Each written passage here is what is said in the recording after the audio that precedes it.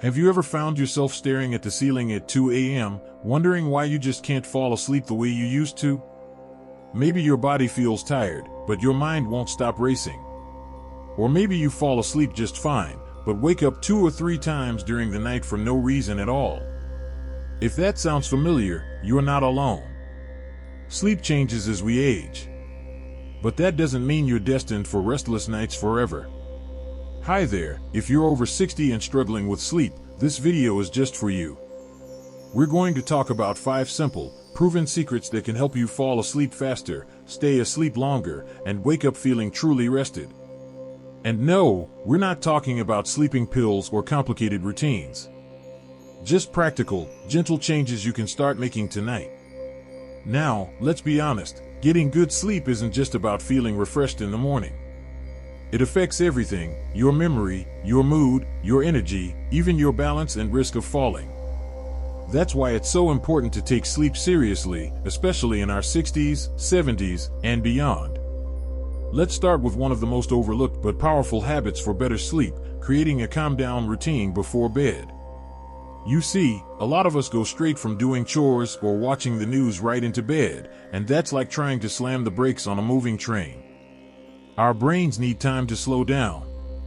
About an hour before bedtime, start doing things that tell your mind it's time to rest.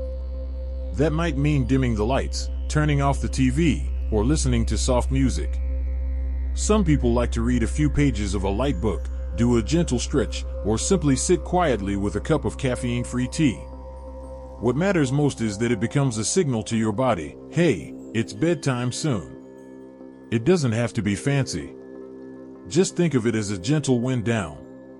One viewer once shared with us that lighting a lavender candle 30 minutes before bed helped her body start to relax, and after a week, she was falling asleep faster than she had in years. Small rituals like that can really make a difference. Now, here's the second secret, and this one surprises a lot of people.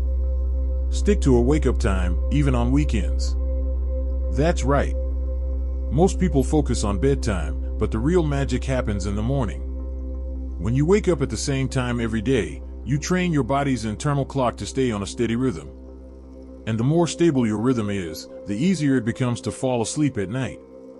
Even if you had a rough night and feel tempted to sleep in, try to get up at your usual time and get some morning sunlight. Natural light helps reset your internal clock and tells your body it's time to be awake. Over time, your sleep cycle starts to repair itself. I know it's not always easy. Some mornings are tougher than others, especially if your joints are stiff or your energy feels low. But even stepping outside for 5 to 10 minutes in the morning light can help your body do what it was designed to do: rest when it's dark and wake when it's light.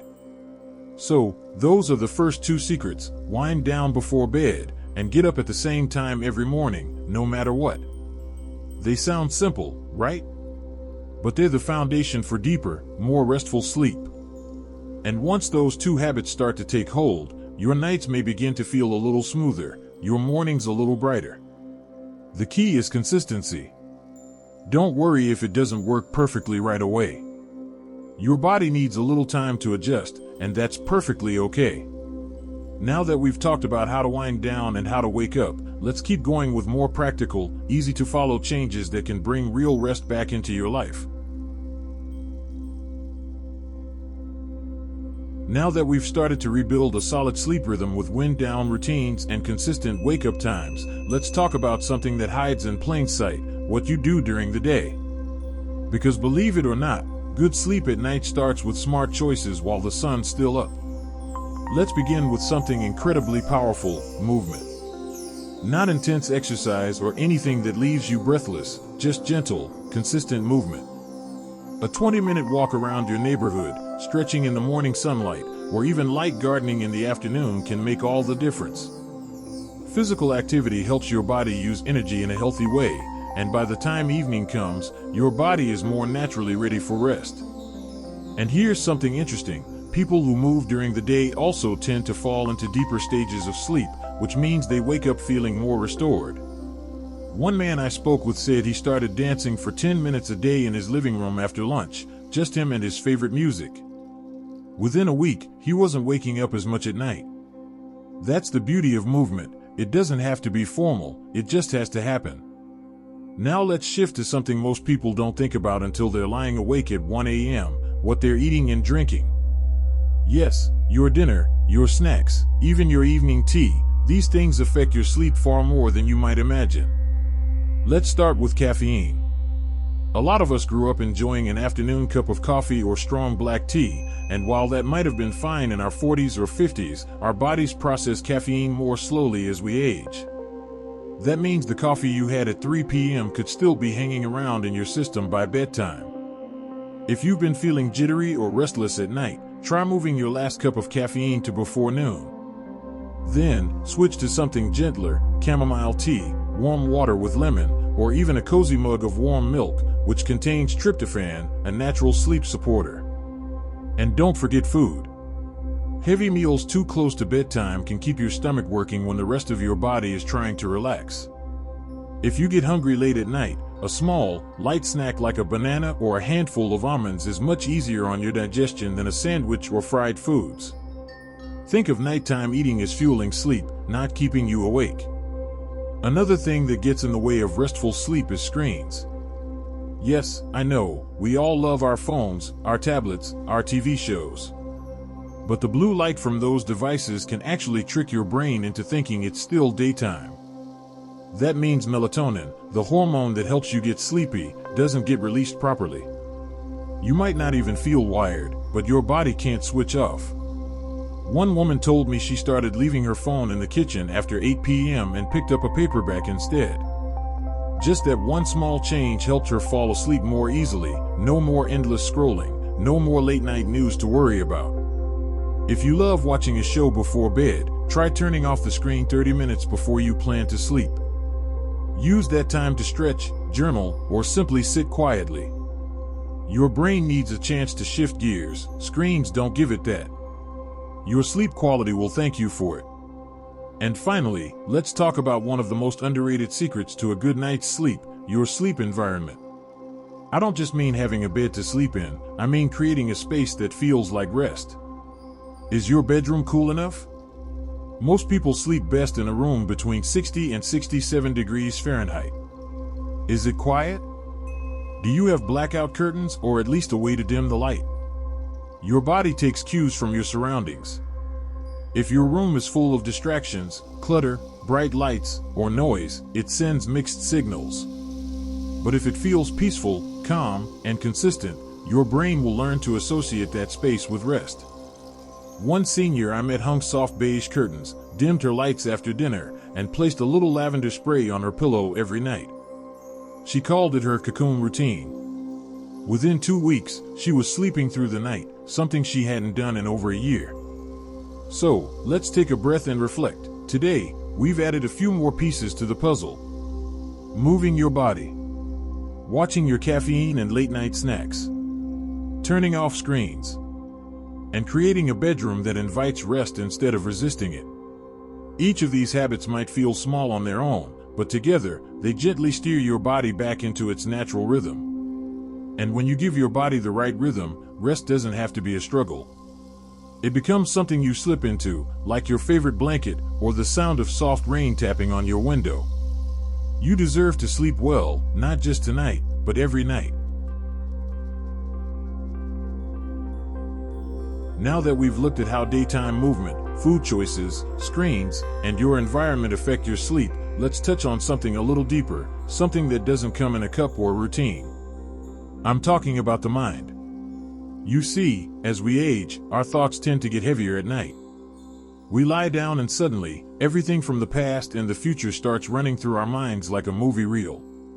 Regrets. Worries. What ifs. And when those thoughts take over, sleep doesn't stand a chance. One simple but powerful practice that can help is gratitude journaling. Just before bed, take 5 minutes to write down 3 things you're thankful for that day.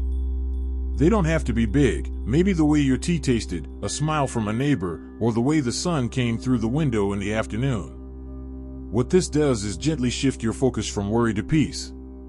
It reminds your mind that even if the day wasn't perfect, it still had warmth. I know a gentleman who lost his spouse and struggled with insomnia for months. What helped him most wasn't medication or a fancy mattress, it was writing down memories and positive thoughts each night. He said it gave his heart a chance to rest, and slowly, his sleep followed. In the same way, breathing exercises or short bedtime meditations can do wonders.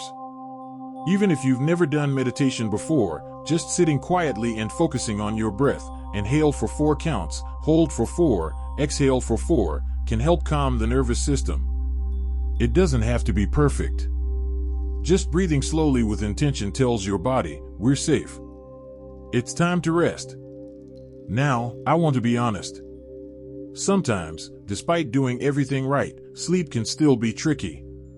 And that's okay. Aging doesn't mean you're doomed to sleepless nights, but it does mean we have to approach rest with more patience and gentleness. Maybe your sleep comes in shorter waves than it used to.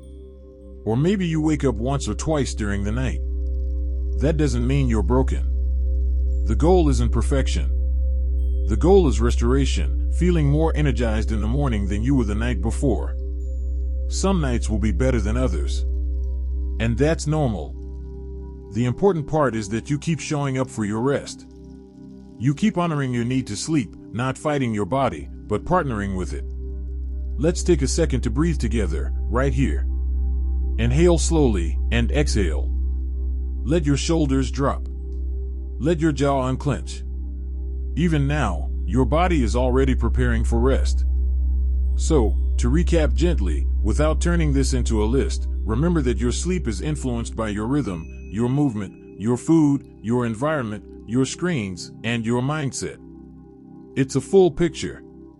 And every small shift you make matters. Before we close, I want to leave you with one final thought. Sleep isn't just a break from life, it's a bridge to the next day. It's how your body heals, your brain processes, and your soul finds peace. When you learn to sleep better, you don't just rest, you live better. And you deserve that. You've earned that peace. If any part of this resonated with you, I'd love to hear about it in the comments. What's helped you sleep better lately? What's still challenging? You're not alone. There's a whole community of people just like you, rooting for each other.